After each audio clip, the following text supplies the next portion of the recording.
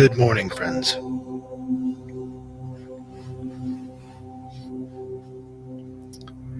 It is good to be here this morning with you all. This is Journey Home Meditation, and this is our morning sit.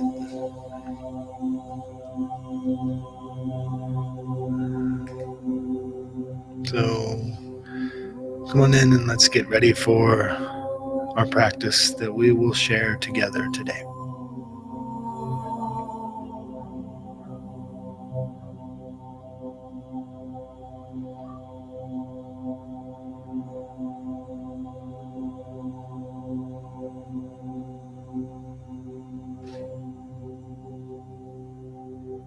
And if I haven't said thank you yet today, thank you. Thank you, thank you.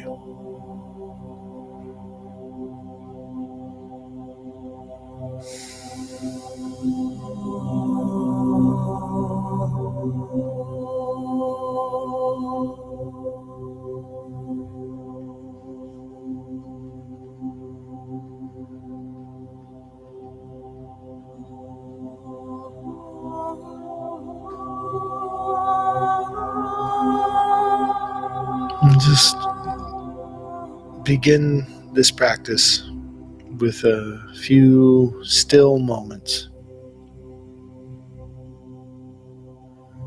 Moving our bodies into different postures and positions can help us to open up pathways of emotions and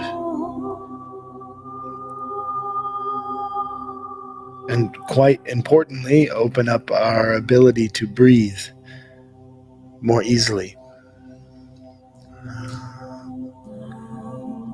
Especially with the ubiquitousness of phones and devices, we tend to be hunched down a lot more. And this closing down of the body has a long-term effect over time of inhibiting the breath. And so we find ourselves changing the way in which we breathe.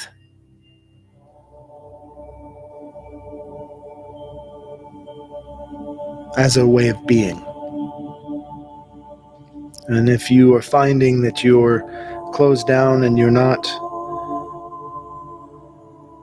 necessarily receiving the breath that you require to best function, you're going to start breathing through the mouth to get larger gulps. And over time, there's a lot of shifts and changes that occur emotionally with us when we are hunkered down, closed in. One thing that I recognize is that a lot of the times that I am feeling vulnerable in a way that feels unsafe, or the times that I am defensive or insecure, maybe I don't like the way my outfit feels that day, or I'm having a bad hair day. That joke was always a lot more funny when I had the shaved head. But on those days, I also find that I tend to be more closed, making myself smaller if I can, and shutting down, arms across my chest. This body language is speaking to us, and it's not always a bad thing. It's just a matter of listening to it. We oftentimes think like, oh, I should learn about this so that I can change that behavior, so I can stop that. And sometimes that's helpful, but more, let's start building that relationship of intimacy with our own bodies so that we can know what it is we truly need to regulate in that moment.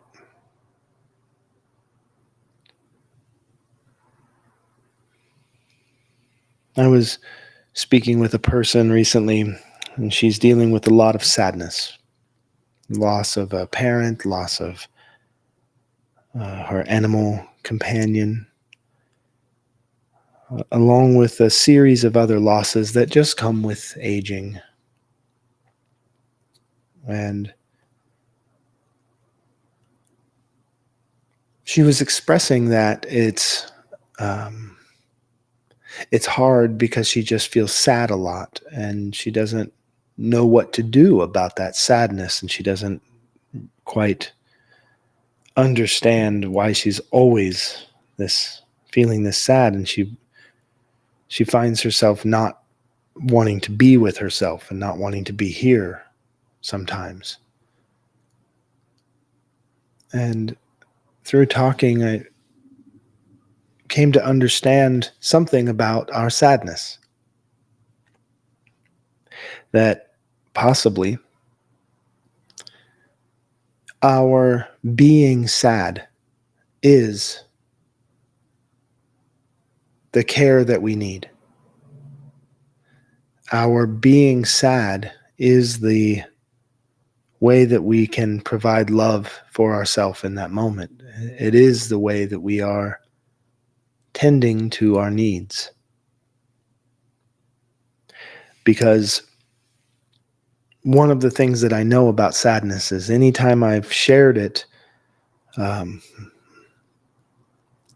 I have a large likelihood of coming up against somebody who wants to take that away, who wants to make you not sad. Best of intentions, possibly, right? Probably. The other alternatives are you come up to somebody who doesn't want to hear about your sadness. Don't focus on the negative. You got to find the positive things in your life and focus on those. As if sadness isn't positive. Sadness is not a negative.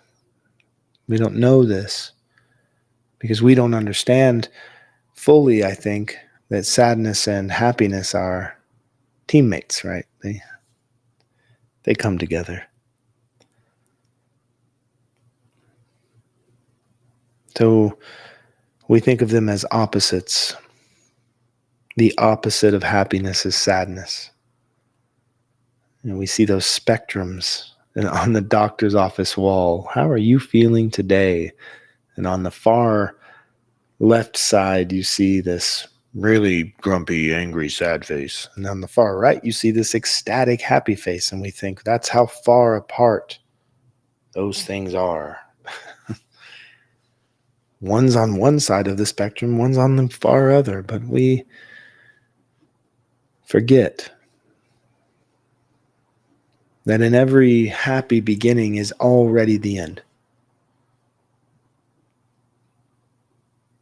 And we know this deep inside.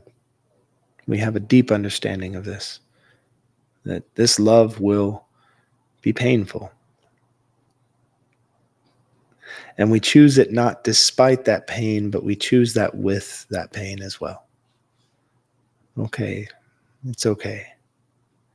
This pain is a part of my love for this person. This pain is a part of my love for this animal. This pain is a part of the love I have for myself. And I can do that. That I can do. And they come together. And so I reminded this person that that when you are feeling sad and you are crying, you are tending to that part of yourself that just needs to be sad right now. And that is taking care of yourself. She was worried that her sadness was taking her out of her ability to care for herself, like she wasn't being kind enough to herself. She used words like the sadness is winning. I feel like the sadness is winning when I just sit and cry.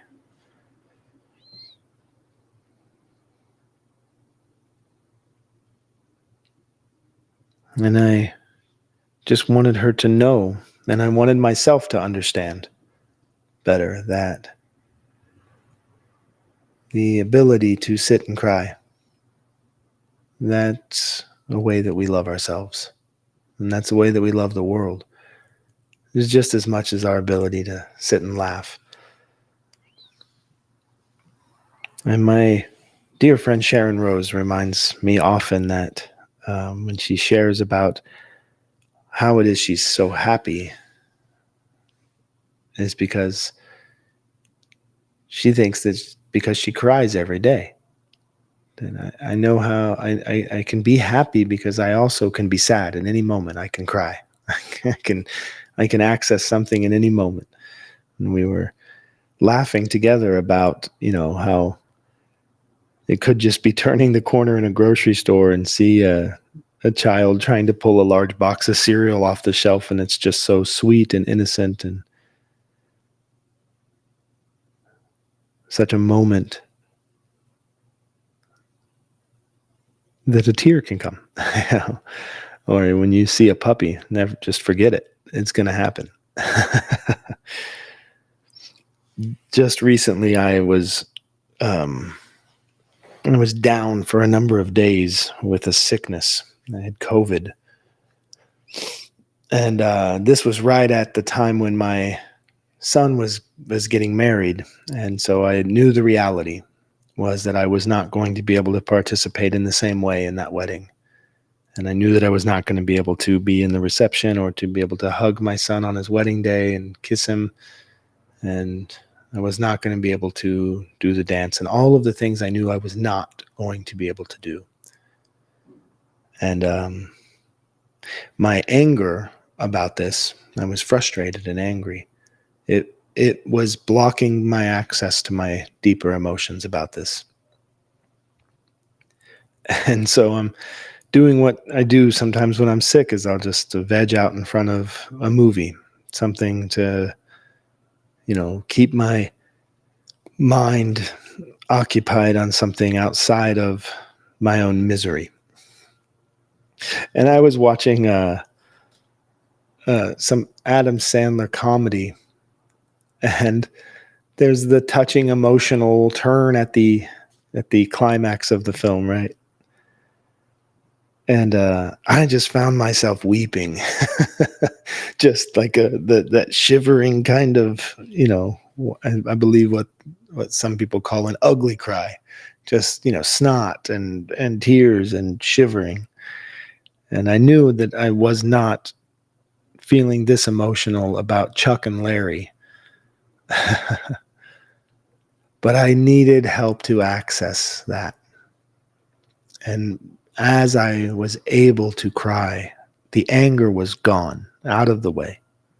No, it wasn't useful anymore. I had direct connection and access to my sadness, to my sorrow. And then I could see my sorrow for what it is, and my sorrow in this case was my joy of my happiness, of my connection to my son. Like, I knew that connection was there, and it was strong, and it was love, and it was pure. And that comes with sorrow sometimes, in the best of ways. So in those moments of whatever tool it is that you can use to access that place of your deeper emotions, you'll find that it's not so cut and dry. There's a complexity of shades and hues. It's like watercolors. It's so hard to emulate or fake what the water and the pigment can do on the page. You see those layers of translucency, and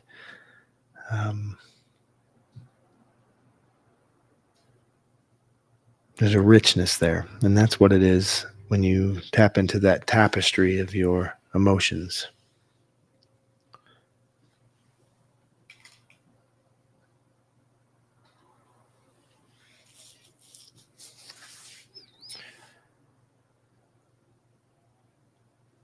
So let's have a few moments to sit still and allow those complexities to start to flourish, to start to come forward and blossom.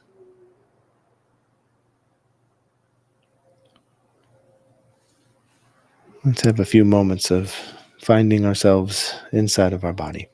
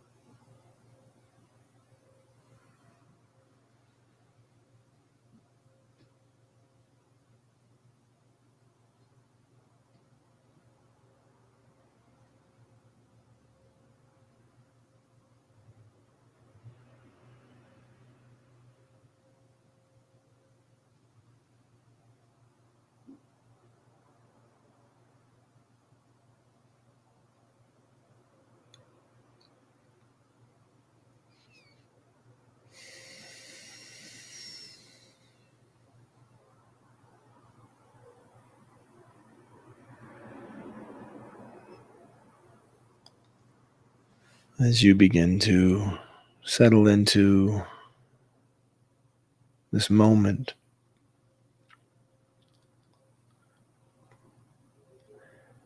having our attention move towards our breath is a really easy tool and pathway to access that inner experience, because you're going to breathe. You're going to breathe either way. You don't have to go out of your way to do this. And so with that steady consistency of the breath, you can find yourself being brought into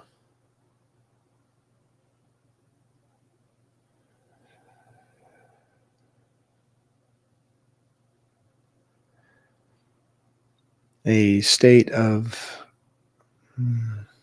what's the word?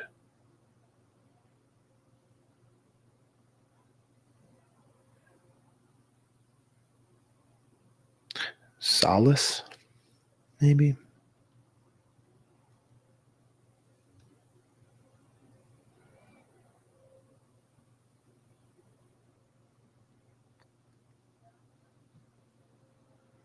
This ebb and flow, this opening and closing, this receiving and releasing, this is a natural pattern of existence that seems to occur in every aspect of life. We see this everywhere, from the pulsating frequencies of the very earth that we are a part of, to the tides coming in and out on the shores, to the cycles of the moon as the moon moves around, and the cycles of our planet and our sun.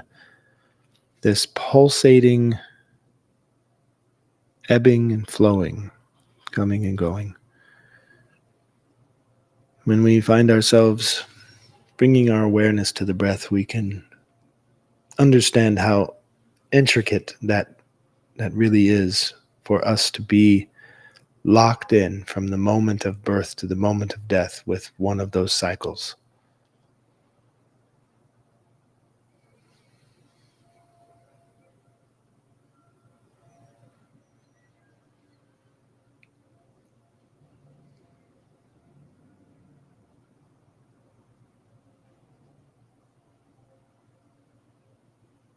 So, sitting still in this moment,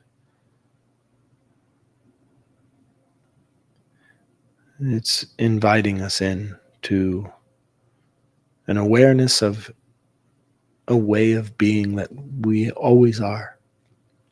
We always are. We get lost and forget and wrapped up in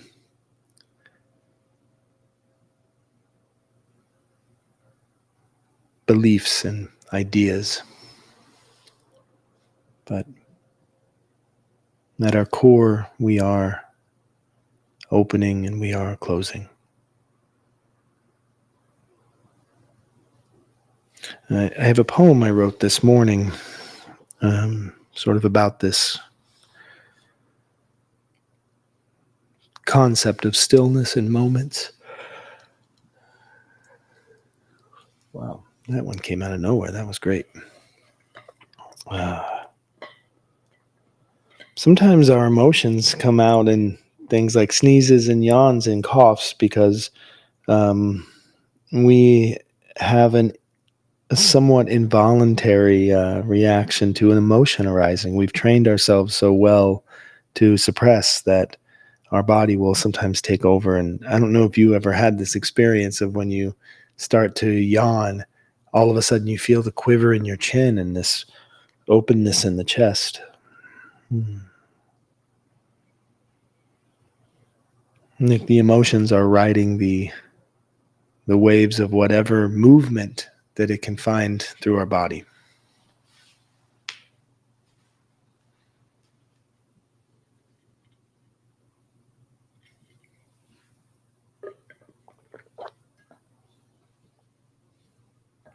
Well, here's the poem.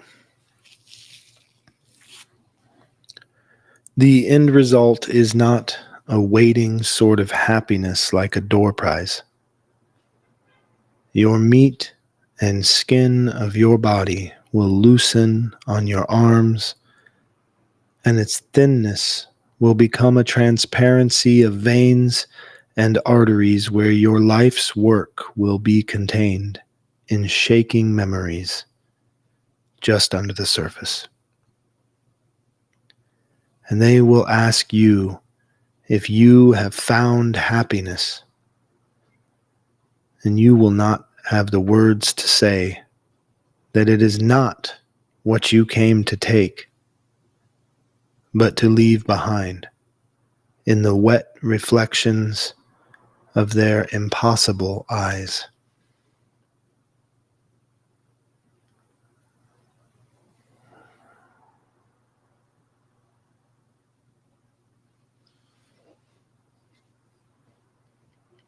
I think all this seeking of things outside of ourselves is a way that we find one another.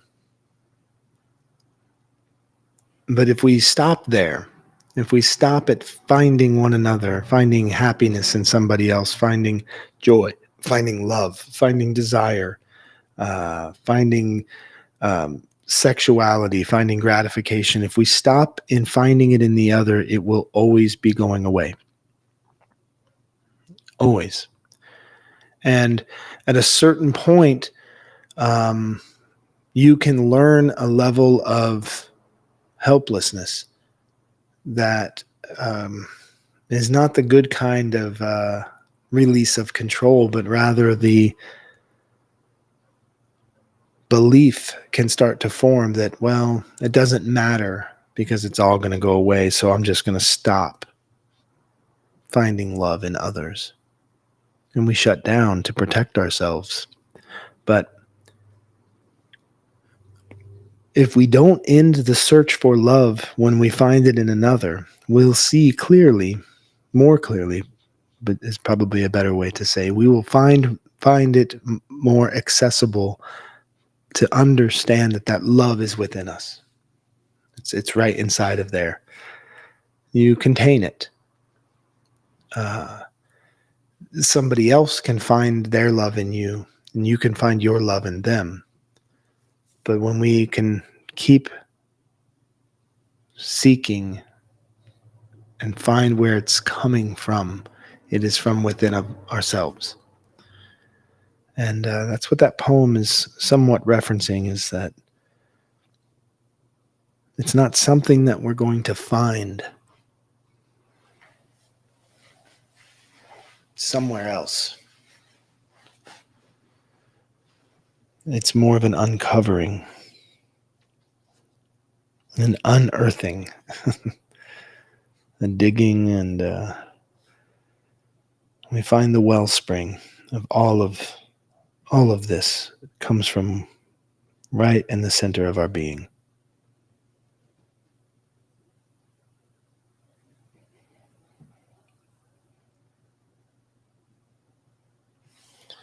How about we get to Appalachian Elegy today? I'm ready to do another one.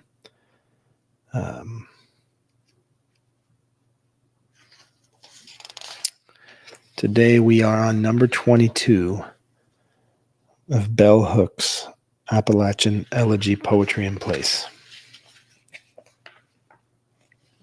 I should have enough light. Sometimes falling rain carries memories of betrayal there in the woods, where she was not meant to be.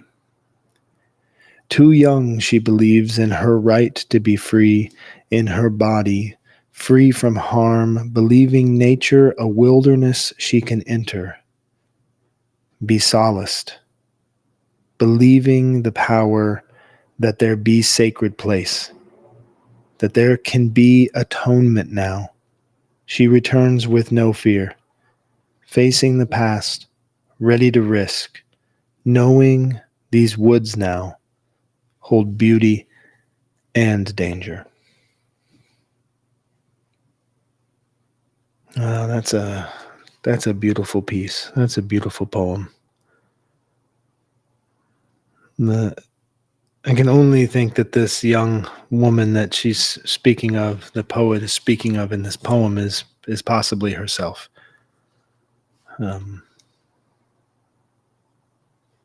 Sometimes falling rain carries memories of betrayal there in the woods where she was not meant to be.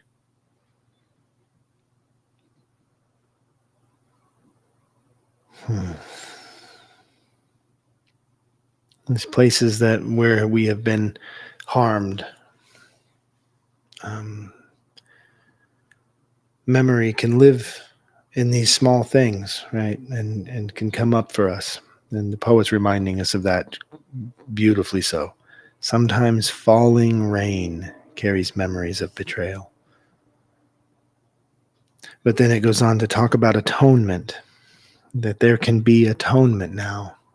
And whenever I hear atonement, because of my upbringing in the church, I think biblically. The atonement for your sins, or the atonement of this is one of the promises of Christ is the atonement for humans, for humanity. But in this case, I think of baptism.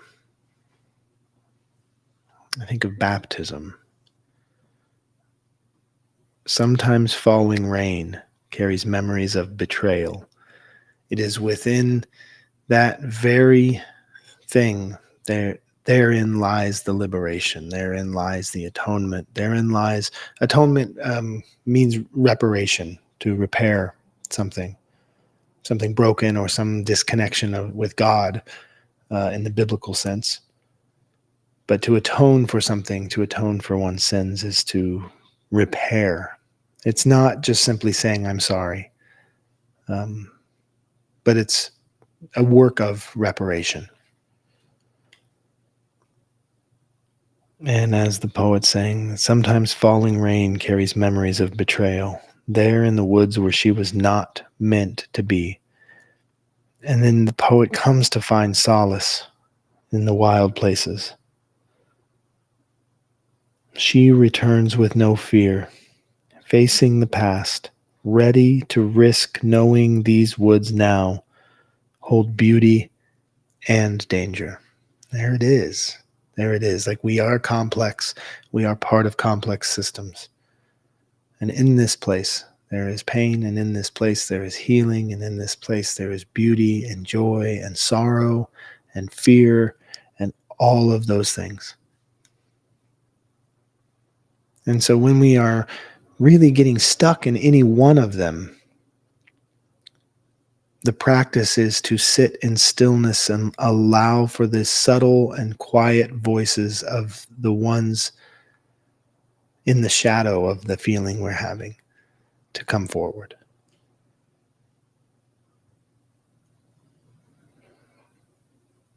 And sometimes we need help with that. Bell hooks helps me all the time. Poetry helps me all the time. And being with my breath helps me all of the time. So I hope that this practice might give you something to connect to. Thanks for being here. If you like this, please engage with comments, with messages. I really appreciate receiving the messages I receive. Let's have some dialogue around these ideas. What do you got to lose by engaging with something that you participate in? And that's all from me. Hariom.